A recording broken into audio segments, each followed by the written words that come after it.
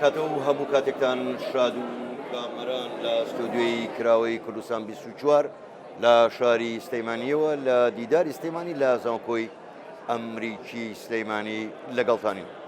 سەرەتای دیدارمان بۆ ئەمڕۆ لەگەڵ زۆر بەڕێز فەرهاد علادین ڕاوێژکاری سەرۆکی ئەنجومەنی وەزیرانی عێراق ڕاستەوخۆ دەمانەوێت سەبارەت بە پەیوەندەکانی هەرێم و عێراق قسە بکەین. کاک فەرهاد زۆر بەخێر بێ، گەلێک سوپاس بۆ ئەو کاتێ بە ئێمەتان بەخشیوە بۆ ئەم دیدارە کورتە. کاک فەرهاد بەخۆ دەزانی ئێستا نزیک بوونەوەیەکی زۆر لە نێوان هەرێمی کوردستان و لە نێوان عێراقیشدا هەیە، هەروەها سەرۆک وەزیرانیش سەردانی هەرێمی کوردستان و دیداری هەبوو لەگەڵ سەرۆک بارزانی، لەگەڵ سەرۆکی هەرێم نێچیروان بارزانی، سەرۆکی حکوومەت مەسرور بارزانیش. پەیوەندەکانی یاخود با بڵێم ئایندەی پەیوەندەکانی هەرێم و بەغدا چۆن دەبینن؟ کاک حاکم بەڕاستی دیدارەکانی دوێنە دیداری زۆر ئیجابی بوون بە شێوەیەکی واکەوە دەتوانین بڵێن یەکەم جارە بەو شێوازە گفتوگۆ بکرێت لە نێوان شاندی حکوومەتی فدرال و حکوومەتی هەرێم و لەگەر بەرپرسانی هەرێم کە لە جەوێکی زۆر ئیجابی و ئەو قسانەی کە دەکرات تەنانەت جەنابی سەرۆک وەزیرانی عێراق قسەیەکی کرد کە زۆر گرنگە، گوتی لەمە دوا نامانەوێت شتێک بمینێ بە ناوی کێشەی هەڵپەسێردراو، بەڵکو دەمانەوێت ببێتە پرۆژەی بەردەوام، چارەسەری بەردەوام، هەلی هاوبەش لە نێوان هەموو لایەک بۆ ئەوەی کە خزمەتی گەلی عێراق بکرێ لە هەموو بەشەکانی عێراق. ئەو نوع ڕوحە ئیجابیە شتێکی نوێیە بەڕاستی و دەرکەوتەکەشی لە تێپەڕاندنی موازنەی فدرالی عێراق بوو کە بۆ 3 ساڵی داهاتوو کە لایەنە سیاسیەکان کە لایەنە کوردیەکانیشی لەگەڵا هەمووی هاوبەش بوون و هاوڕابوون کە ئەو بودجێ دەبێت تێپەڕێ و بە ئیتیفاقێکی زۆر باشیش بۆ هەرێم کە لە مەولوە ئەو بودجەیە تەرخان بکرێ و جێبەجێ بکرێت. زۆر باش کاک فەرهاد دەڵێ ئیتیفاق کراوە لەسەر ئەو بودجەیە کە دەبێت تێپەڕێ. ئیتیفاقە سیاسیەکە دیارکراوە، ئەنجومەنی وەزیرانی عێراق بە کۆی دەنجان لەسەر بودجەکە داوە. پێ دوانین لە ناو پەرلەمان کێشەی بۆ دروست کرێ و بە ئاسانی بتوانن ئەو بودجەیە تێپەڕێن؟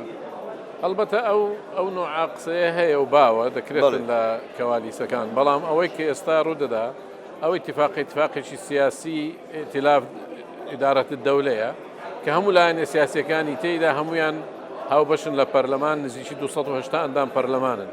ئەگەر ئەو اتفاقە سیاسیە ڕنگدانەوەی هەبی لە پەرلەمان، دیارە لە پەرلەمان ئەو کێشەی جاران ڕووناداتەوە کە پێشتر چاوەڕوان دەکرا کە بودجە لە حکوومەت بڕوا بە شێوەیەکی تر لە پەرلەمان دەرکەوێتەوە، بەڵکو تەوەقوعەکان وایە کەەوە بودجەکە وەکو خۆی یاخود بە دەستکارێکی زۆر کەم ئەگەر بکرێ تێدەپەڕێت. کاک فەرهاد ڕاستە ڕێکەوتنی زۆر باشەیە ئێستا لە نێوان حکوومەتی عێراق و حکوومەتی هەرێمی کوردستان، وەکو خۆشتان ئاماژەتان پێدا ئەو قسانی کە سوودانی لێرە بەو ڕاشکاوێ کردوێتی کە دەبێ ئیتر شتێک نەمێنێ بە ناوی خەیران لە نێوان هەرێم و بەغدا.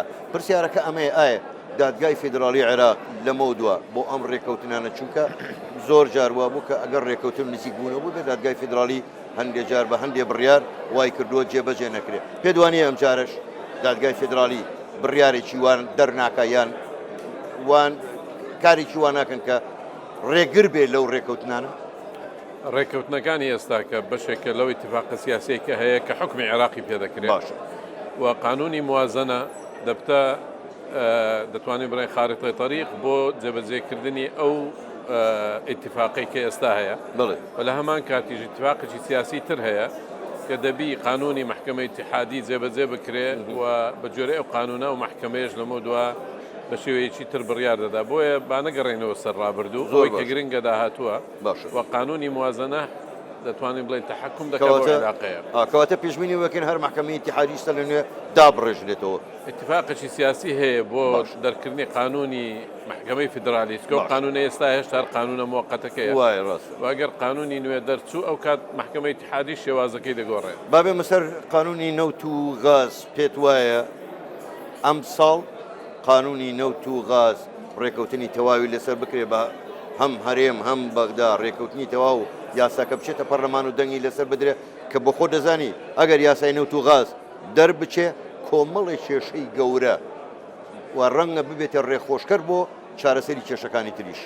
البته الاتفاق سیاسی که هەیە لە بەنهاجی حکومیشەیە کە لە دوای 6 مان کەواتە بۆ مانجی 5 ئەو قانونە دەیبستە پەرلەمان لە پەرلەمانەوە مۆزوعێکی ترە کە ناتوانین بڵێن بەڵام دەگەڕێمەوە سەر دەڵێم کە ئیتیفاقی سیاسی دەڵاتن کەوا مەفروزە ئەو ئیتیفاقە بکرێتن ئەکە ئەو ئیتیفاقە کرا ئەو کات ئەو قانونەش دەبی تێپەڕی و هەروەها نەکەرەوەش ڕەنگە قانونی داهاتیش کە بۆ هەموو لای عێراق کە مەفروزە ئەویش تێپەڕی ئەوە وا دەکاتن کە بە شێوەیەک لە شێوەیەکان ئەو عیلاقاتانە زۆر بەرەو پێشتر بڕوە. زۆر باشە زۆر بەڕێز فەرهاد علادین ڕاوێژکاری سەرۆکوەزیرانی عێراق گەلێک سوپاس بۆ ئەم دیدارە ماندوومان کردی هیوادارم جارێکی کە تووشی ئەو کۆکەیە نەبیتەوە گەلێک سوپاس بۆ تۆ بینەرانی بەڕێز دیداری ئەم کاتەمان کۆتایی هات تا دیدارێکی تر خواتان لەگەڵ.